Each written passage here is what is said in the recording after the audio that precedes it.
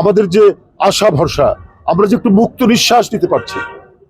আজকে আপনাদের সামনে এখানে যে ব্রিফিং, এই ধরনের কথা বলছি, এটা যদি ওই জামানা থাকতো, আজ থেকে এক সপ্তাহ আগের বা দেড় সপ্তাহ আগে যে পরিস্থিতি ছিল, তাহলে এভাবে করতে পারতাম না। বন্ধুরা, আমরা গুলিবিদ্ধ আহত যে সমস্ত নেতাকর্মী, সাধারণ মানুষ, বিশেষ করে আমাদের সাধারণ ছাত্ররা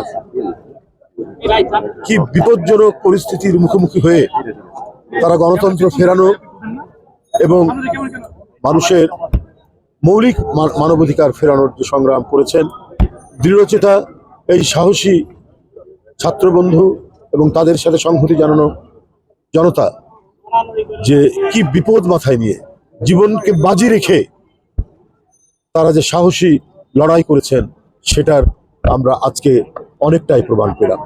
কারো পেটের ভিতর দিয়ে গুলি ঢুকে সেটা পিছন দিক দিয়ে বের হয়ে গেছে, কারো ফুসফুস পাশ দিয়ে গুলি গেছে, কারো হার্টের পাশ দিয়ে গুলি গেছে, ফ্র্যাকশন অফ মিলিমিটার এদিক ওদিক হলেই একবার নির্ঘাত মৃত্যুর কোলে পড়ে পড়ছে। এখনো তারা জীবন মৃত্যুর সন্ধিক্ষণে দাঁড়িয়ে আছেন।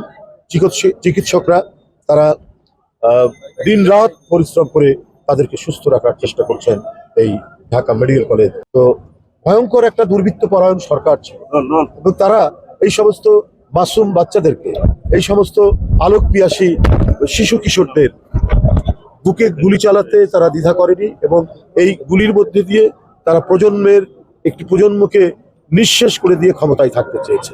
কোনো সভ্য দেশ, কোনো ভব্য দেশ যেখানে ন্যূনতম মানবাধিকারের সামান্যটুকু চর্চা আছে, সেই দেশে এই নিজের সন্তান তুল্য নয়, যিনি প্রধানমন্ত্রী ছিলেন, তার নাতিদের বয়সী মানে ছেলে মেয়েগুলি লড়াই করেছে এবং লড়াই করতে গিয়ে জীবনের মূল্যবান অংশ তারা যেমন হারিয়েছেন, যারা বেঁচে আছেন আহত হয়েছে, আর যারা পৃথিবী থেকে চলে গেছেন সেটা তো বলার অপেক্ষা রাখে না। আমি তাদের আশু সুস্থতা কামনা করছি। তাদেরকে দুষ্কৃতিকারী যারা প্রকৃত অর্থে যারা একটি পরিবর্তনের সুযোগ নিয়ে বিভিন্ন স্থাপনায় হামলা করছেন, সংখ্যালঘুদের বাড়িঘর এবং উপাসনালয় দেবালয়ে যারা হামলা করছেন, এরা কোনো রাজনৈতিক দলের কর্মী হতে পারে না।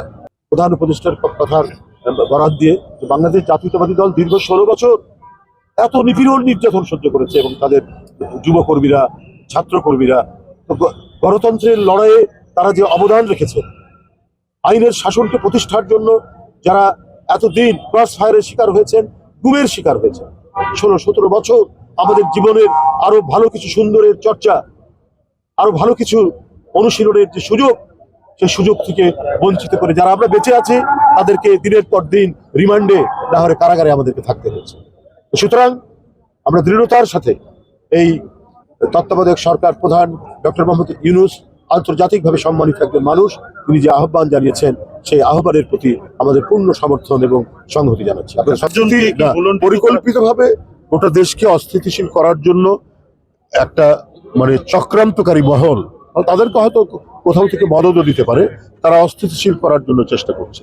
না হলে যারা শান্তি শৃঙ্খলা রক্ষা করছেন অত্যন্ত নিরপেক্ষতার সাথে এবং অনেকখানি এখন সুস্থির বাতাস বইছে সারা দেশে, কোনো অ্যানার্কি বিস্তৃত করতে দেয়নি।